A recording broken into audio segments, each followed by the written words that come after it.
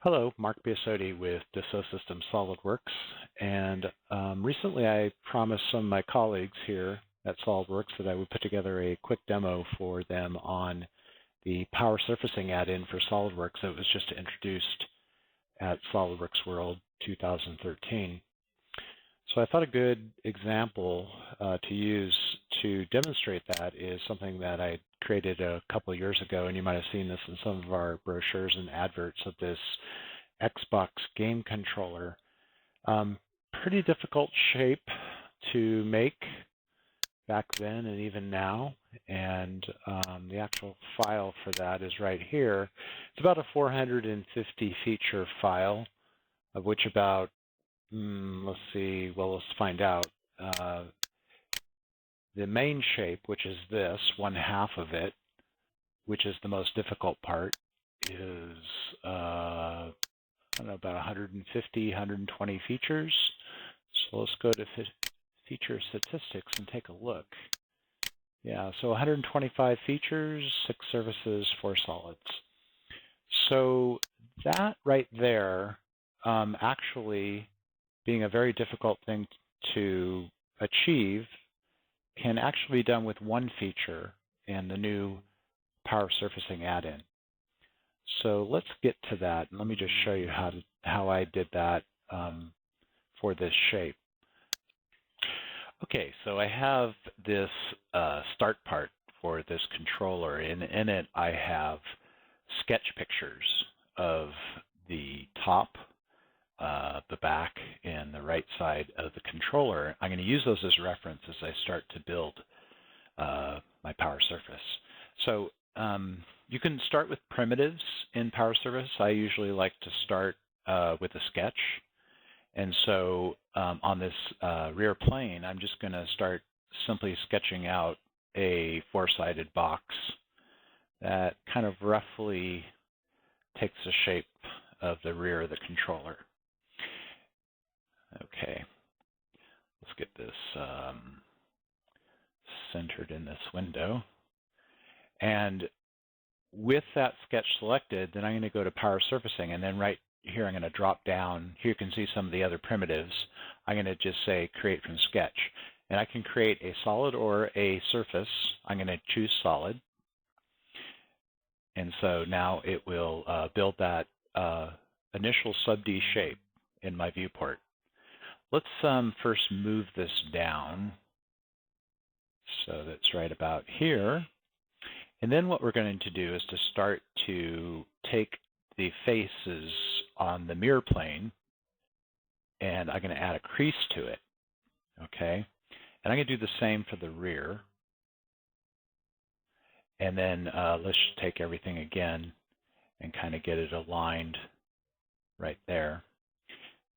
Okay. So there's my rough shape. Now the objective is to start to subdivide it and shape it so that it conforms to the shape of my controller. So to do that, I'm just going to immediately go and double-click on this edge of the control polygon. And when I do that, I get a automatic loop selection of those edges. And if I right-click on that, then I can subdivide it. Okay, you have this little widget here where if you move up, you can increase the number of divisions, and then you can do some adjustment here. I usually just leave it where it is. And now let's move to the front of the controller, and I'll work on the front view first. Now I like to use transparency because when I do that, then I can kind of see through to my sketch picture. So that's what I did right there, and now I'm going to start to do some adjustments. So simply just box selecting using the automatic selection is going to select anything that's fenced, and in this case it's the front and rear vertices here of this edge, or the edge itself. So I'll start moving those around to get a better shape of the rear of that controller. And that's essentially what I'm doing here. Now, after doing this just a bit, I noticed that I'm probably going to have to do a little more subdivision. Let me just pull that straight up so I can keep my alignment. Oops, keep my alignment on my mirror plane. Okay, so yeah, it's pretty close, but you know, I know I'm going to have to subdivide in this direction, so I'm just going to go ahead and do that. So let me double click here, and again, you can see that selects a whole loop of edges in that direction. And then I'll simply just right click and add one division right there. Now, here's an interesting little option. There's an option to preserve the shape, and if you don't have that on, in most cases, when you subdivide, the adjacent faces of what you divide are going to be reparameterized. That means they're going to change their shape also to conform C2 to the faces that you subdivide. If you turn this option on, it tries to preserve the shape a little better, and you can see that happening right there. And sometimes that's important. In this case, I think it's important. So I'm going to go ahead and accept that. Just have to make sure that you uncheck that the next time you do it if you don't want it. It's kind of stays in a persistent state. So now you can see that I can get much closer to kind of mimicking that shape like this. Another thing I'd like to do is, you know how these are kind of slanted? Really what I want to do is I really want these to be vertically aligned. So what I can do is take all of these verts and I can simply just rotate them. And that's what I'm doing here. And that might become obvious later on as I start to work on this more. And you can also see there's a kind of a misalignment here of these 3 points, not a straight edge vertically. So another thing I like to do is take these and then use the scale tool in one direction to kind of crunch them down. And I like to do that because I like order and I like things to look proper. So anyway, that's that. So, I mean, we have a pretty good kind of rough alignment here of what we need. So now I think it's time to move to the top view. Okay, so the first thing I want to do is kind of get this resized to meet down at the bottom right there. And then from this point on, it's a matter of kind of stretching out these faces to conform to this handle area. So I'm just going to simply take these and drag them down. And it looks like I can drag these points over to try to conform to this area right here, but I think what I'll do, well, maybe I will. No, I think I'll probably subdivide this one more time here. So I'm going to double click here. And again, you can see it's selected all 4 edges. And I'm going to insert another loop. Okay. So the reason for doing that, oh, and let's remember I have to turn off this preserve shape. And now I can just go in here and put it into a sub-D visualization mode. And now I can just work on the edges directly instead of the cage. And start to conform these. And the idea is to kind of get this spherical front end here and then get this tight corner down here. That's just going to take a little bit of adjustment in a number of areas. So this area is way too thin, or it's squashed. So I can take all these verts and then use my scale tool to pull these out. Let's kind of get some more space to move our widget. There, something like that. And then we can use the move tool to kind of move it over too. Oh, there we go. Okay, so we're getting close. Now with that reparameterization, we can go here and just readjust these a bit. And so the objective here is to work to get my 3 views pretty much aligned to what my design intent is for my sketch pictures. And that's essentially what I'm doing here, and that's part of this exercise. Okay, and then I want to move to the right view, but before I do that, I think I'm going to have to subdivide this area a bit more. So I'm going to go ahead and select this loop, insert a new edge here so we can get some more resolution and be able to tweak this area better. And then also, while I have these selected, I'm going to also then use that scale in one direction to kind of crunch these down. Okay, and grab these and move them up. And it's just a matter of just kind of tweaking on this to get something close to being horizontally placed on those verts. And then again, because everything reparameterizes, I'm just going to kind of move these back into position, take all these and rescale them down a bit, move them over a bit, and I'm getting close. There. Okay. Okay, so there's my shape so far, and it's gotten a long ways. I think I probably want to move this edge over a bit, so kind of get a better kind of alignment here with the sketch picture. Okay, so let's move to the right view. And now with this, from what we have here, I want to actually just bend all of this down, as you see in the sketch picture. So that's pretty simple to do. You can just take and then select all the verts, and then go to the bend tool, establish your direction, and then give it a bend. And so that's what I'm doing here. And now with that selection still there, I can actually pull out these. Let me make another selection just for these and pull them out.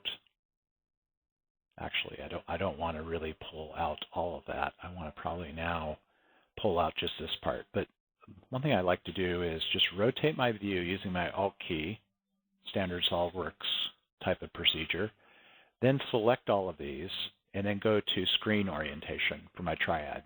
So now I can pull these kind of in a normal direction. Okay. And we can go back to my right view. And now we can, well, maybe we go back to this view. Now we can go back to this view and then maybe fatten these up by using our scale in one direction with a combination of a move. And then I think it's just a matter of pulling these back a bit to get kind of the shape we want. Okay, and then grabbing these verts and edges and pulling them forward. Yeah, so now we're getting close. Yeah, that's what I want. So here you can see in a 3D view, there's a little bit of adjustment. We need to do some of these verts. So I'm going to go ahead and pull those down a bit. This one needs to come down a bit. Okay. So we're getting pretty close to what I want for the controller.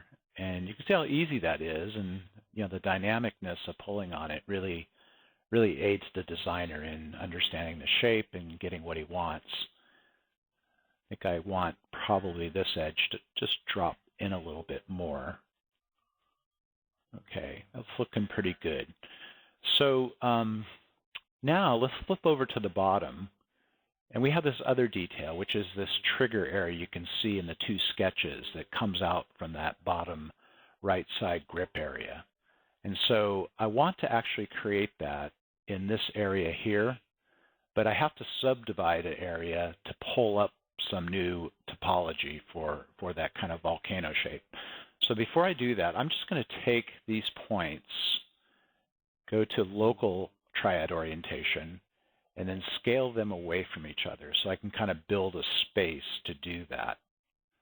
Okay, and that's what I'm doing here. Now, while I'm at it, I think I'm going to take and double-click this and then subdivide this area one more time. Okay, and let's try to do that with preserving the shape. That'll help. Okay. And then now what I can do is, let's take a look at where we are. It's preserved it pretty well. I can do some adjustments later, but now with that area, I can go in and use my Insert Edge tool to actually build in some new topology that's going to represent the top of that kind of pulled out shape. Okay? So now I can grab all 4 of these, and let me just go on our global axis, just pull, maybe I'll go local, and just pull out, okay, to match something close to that height, okay? So while you have that selected, then you can take, with that selection, right-click and say, add a crease, okay, which is weighting it 100% to an edge. And then also while I'm there, I should probably flatten that area. So I'm just going to use a little iron icon to flatten that. And now if I go back to my side view, you see that we have a flat kind of surface there. We can rotate that a bit and move it into position per my sketch picture reference. Maybe scale it down a little bit. And now we're getting close to what we want. Now, but again, to get that kind of volcano shape coming up, we're going to have to subdivide the surrounding areas so we can get a little bit more control.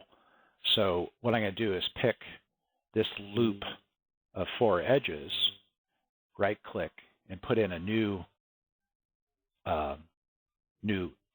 edge loop.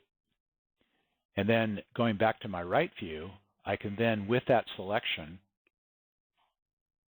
I can then scale it appropriately. That's what I'm doing here. So I'll just take these verts, move them up to this area. Take these verts, kind of move them so that matches.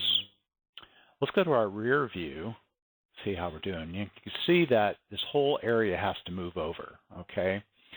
So I think what I'll do is just collect, all the verts here, go to my rear view, and then maybe just do a rotate and a move to move those over. Something like that. Okay. There we go. So I know there's going to be an issue here because I've kind of crunched in on this part of the sub D. So I'm going to have to relax that a bit, and I can just do that by taking these 3 verts and just scaling them apart from each other, like so. And then a helpful tool for me is now if I turn off, well, let me leave on my transparency. Let's just put this down here for a minute. Let's go and bring up our section floater. And so now I can actually put sections in here and cutaways. We can move that cutaway to something right about here. And then we can increase the number of sections just to get some visual clue of what we're doing with the sub D. And now with that, I can actually pull on these points and get a little bit better, smoother type of transition here. I can turn off the cutaway for a moment. Here's my section lines. Here's my actual vertice for my sub D. So as I pull on that, now I'm back into the edit with the gizmo. So here I can actually just pull on that. I think maybe pulling down on this area a bit will help. And we can turn these on and off to kind of inspect. This probably wants to move away just a bit more to relax that area. And so now I can get a pretty nice smooth transition there between the two. So I'm just going to turn off that for the time being. There's also some helpful tools, like for instance, if these kind of move, these verts move, and you want to try to get some alignment here, you can bring up the alignment tool, alignment floater, and the two most useful tools that I see here, well, I think they're all useful at times, but the ones I use the most are just aligning a row of verts. And the way you do that is you pick the first vert and the last vert, and then any verts in between, and hit the alignment tool. And what it's going to do is it's going to align those verts. And that's pretty much what I'm doing there. So now I've got a nice flat surface. You can go back in and just put a flat on it again if you want. So that's the way that works. So at this point, another really helpful thing to do is, see, I only built half of this because eventually in SolidWorks I am going to have just half of it solid and then add some more parametric symmetrical features and then mirrored eventually. What I can do in power surfacing while I'm in here is I can actually add a mirror. So if I go here and say mirror and then pick this face, I can actually just mirror that across. Now, sometimes you get some misalignment here, and that's because maybe these points were pulled away from this right surface a bit. One of the things that is helpful, let me just put the weighting back into this.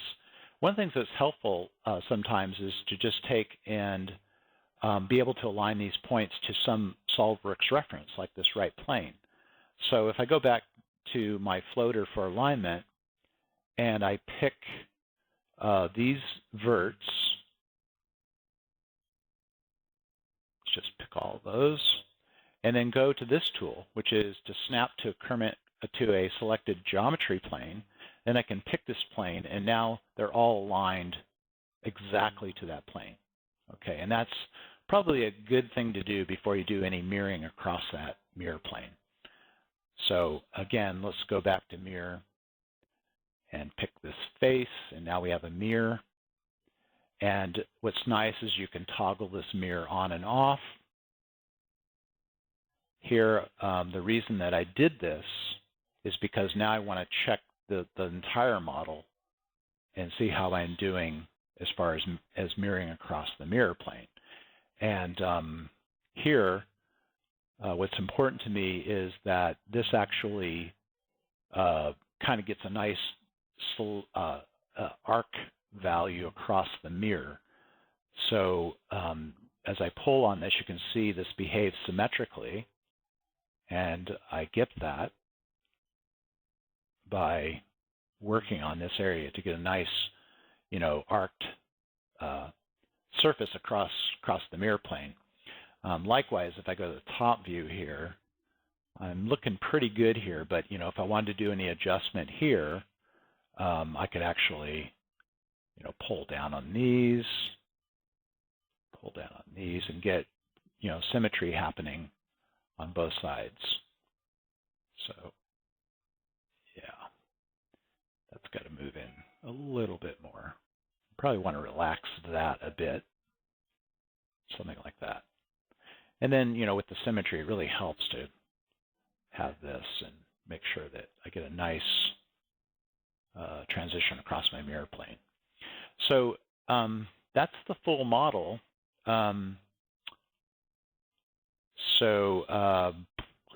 Anyway, now what I can do, let me do one more thing. Let's turn off our mirror just for right now. And let's say that if we turn back on our transparency here, you can see there's a little bit of an arc to the back end of this.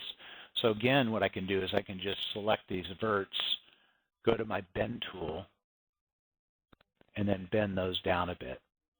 Okay, and then while I have just those selected, I can pull those out to match. Looks like I need to pull these out a bit to match here. So anyway, looking pretty good, pretty close to what I want. and very quick to create that versus having to do it in the traditional SolidWorks curved surface modeling. So at this point, I can just click on this button here, and now it converts to a regular NURB solid in SolidWorks, and you can see it here in the feature manager and the solid body right here. So let's see. Let's just turn off temporarily these sketch pictures. Take a look at what we have. So if I had decided not to mirror that, or if I remove the mirror, that's probably what I've done. If I take when I take this further, let's just take this and cut this solid using that. So I'm going to insert a cut using that surface. So insert cut with surface. We'll remove that side. And then we're going to go and shell this. So I'm going to go ahead and select this face, put in a shell of 1/10 of an inch. And there we have our shell. Okay. So that's pretty much it. Pretty simple to use, lots of features to create complex models. And now I can take this further in SolidWorks to start to add various features. You know, just for instance, if I wanted to cut through the top with an area cut out for my controller area, you know, I can do that now. Just do a cut here, just really quick, mid-plane, and go ahead and cut away the model. And there you can see it's valid solid. Any changes that I make upstream will then be reflected back into my features. So if for some reason I wanted to really kind of like pull these up or pull this point way up in my model, simply make those changes, go back,